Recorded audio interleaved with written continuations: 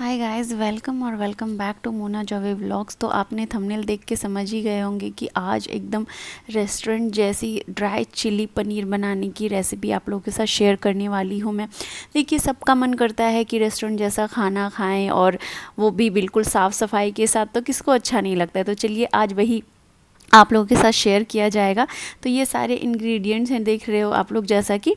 तो ये मैं दिखा रही हूँ आप लोगों को सबसे कि पहले इनमें ड्राई क्या चिली क्या है। पनीर बनाने के लिए आपको इन सारी चीज़ों की ज़रूरत होगी, जैसा कि आप लोग देख रहे हो। तो सबसे जो इम्पोर्टेंट है इसमें पनीर है ऑब्वियसली, और चिली है। तो भाई तीनों शिमला मिर्च होंगे इसमें। तो मेरे पास मैंने तीनों एक्चुअली मंगवाए थे। आपके पास अगर सिर्फ ग्रीन वाली हो तो आप वो यूज़ कर लेना। तो इसमें ये सारी चीज़ें आपको लगने वाली है। बाकी सारे इंग्रेडिएंट्स मैं डिस्क्रिप्शन बॉक्स में दे दूँगी, तो आप लोग वहाँ से ज़रूर देख लीजिएगा।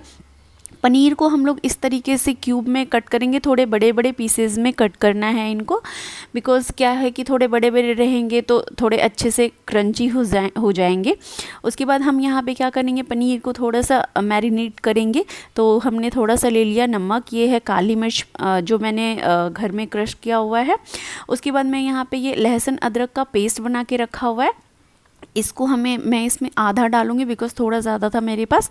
तो इसको हमने डाल दिया। यहाँ पे मैंने डार्क सोया सॉस यूज़ किया है 2 टेबलस्पून, देख सकते हो आप लोग। तो यहाँ पे मैंने ये यूज़ किया है। तो इसको, और ये मैंने 1 टेबलस्पून चिली सॉस यूज़ किया है। इन सबको अच्छे से मिक्स कर लेंगे। और आप अगर स्पाइस ज़्यादा खाते हो तो 2 डाल देना, बिकॉज़ मुझे थोड़ा सा बहुत ज़्यादा स्पाइसी नहीं था। तो उस हिसाब से मैंने यहाँ पे किया है। तो इसको अपने हाथों से अच्छे से मिला लेना। हाथ आपका क्लीन होना चाहिए। उसके बाद हम इसमें थोड़ा सा कॉर्नफ्लोर जिसको कि मैदा भी बोलते हैं, हम लोग थोड़ा सा यहाँ पे उसको लेंगे और इस तरीके से अलट पलट करके इसको अच्छे से मिक्स कर लेंगे। हाथों से करोगे तो ये नहीं मिक्स होगी। मुझे यहाँ पे थोड़ा सा गीला लग रहा, तो देन मैंने थोड़ा सा और मैदा यूज़ किया। आप अपने पनीर के अकॉर्डिंग मैदा यूज़ करना। मैंने यहाँ पे 200 ग्राम पनीर यूज़ किया है, तो उस अकॉर्डिंग इंग्रेडिएंट है, आप बाकी अपने हिसाब से करना। उसके बाद मैंने यहाँ पे गैस स्टोव पे पैन चढ़ा दिया है। बिल्कुल थोड़ा सा तेल देना है, देख सकते हो 1 टेबलस्पून। उसके बाद सारे पनीर को हम लोग धुआं आने तक थोड़ा सा इसको गर्म होने देना। उसके बाद हम लोग सारे पनीर को अलग अलग इस तरीके से रखेंगे। एक साथ रखोगे तो ये एक दूसरे में चिपक सकते हैं। देख सकते हो एकदम क्रिस्प हो जाते हैं। और इसको आपको गैस के फ्लेम को ऑफ नहीं करना है। तब तक मैंने उधर कम करके दूसरे गैस पे रख दिया जिसका कम फ्लेम था। उसके बाद हम यहाँ पे अनियन को चॉप कर लेंगे कुछ इस तरीके से बड़े बड़े पीसेस में। और हम इसके ऊपर वाले हिस्से को लेंगे क्योंकि हमें बड़े बड़े पीसेस चाहिए थे। फिर हम लोग यहाँ पे रेड बेल पेपर मतलब लाल शिमला मिर्च को काटेंगे कुछ इस तरीके से बड़े बड़े पीसेस में। फिर मैंने पीले शिमला मिर्च को भी काट लिया इस तरीके से, और हरे वाले को भी बिल्कुल उसी तरीके से बड़े बड़े पीसेस में काट लिया मैंने। इन सब वेजिटेबल्स को चॉप करने के बाद आपको बहुत अच्छे से चॉप करना है, बिकॉज इसको थोड़ा सा बड़ा बड़ा ही रखना है तभी। और हमें वेजिटेबल बिल्कुल क्रंची चाहिए। तो यहाँ पे देख सकते हो पनीर हमारी सिक गई है, बिल्कुल क्रंची हो गई है।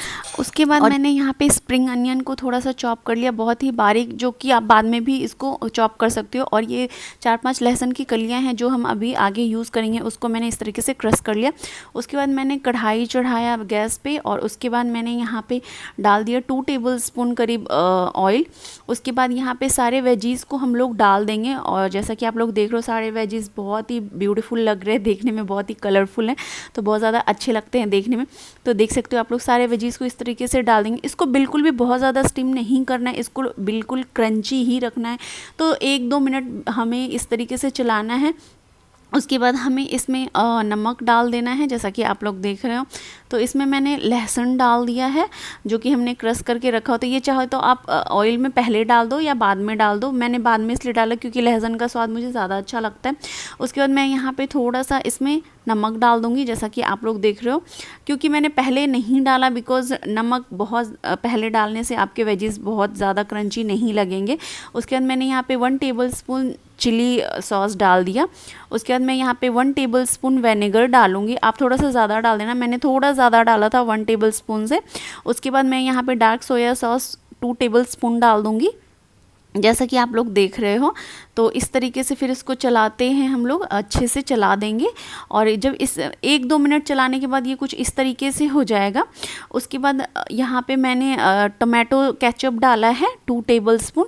आप अगर कम डालना चाहते हो तो आप 1 टेबलस्पून भी डाल सकते हो। उसके बाद मैं यहाँ पे 1 टेबलस्पून सेजवान सॉस भी डालूँगी, जिससे कि थोड़ा सा मीठा और तीखा का स्वाद आ जाएगा। जैसा कि आप लोग देख रहे हो। तो इसको अच्छे से फिर हम लोग इसको मिला लेंगे, जैसा कि आप लोग देख रहे हो स्पैचुला की हेल्प से इस तरीके से मिलाने। जैसे कि आप लोग देख रहे हो कि वेजीज बिल्कुल क्रंची ही हैं, बहुत ज़्यादा सॉफ्ट नहीं करा है मैंने, तो बिल्कुल इसी तरीके से आप लोगों को भी करना है।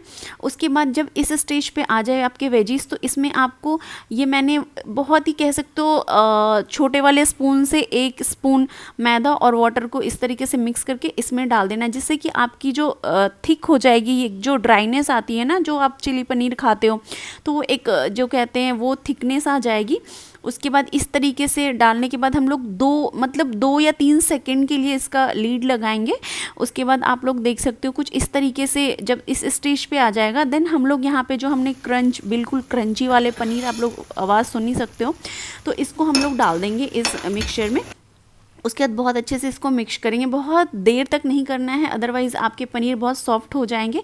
तो अब ये खाने के लिए बिल्कुल रेडी है। तो हम लोग इसको क्या करेंगे, थोड़ा सा इस तरह मिलाने के बाद इसको स्प्रिंग अनियन से इसकी गार्निशिंग करेंगे और प्लेटिंग कर देंगे, ठीक है। तो आप लोग ज़रूर बताइएगा कि मेरी ये रेसिपी आप लोगों को कैसी लगी। बहुत ही ईजी है बनाने में, तो आप लोग ज़रूर बनाइएगा, ज़रूर खाइएगा और ज़रूर कमेंट बॉक्स में लिखिएगा।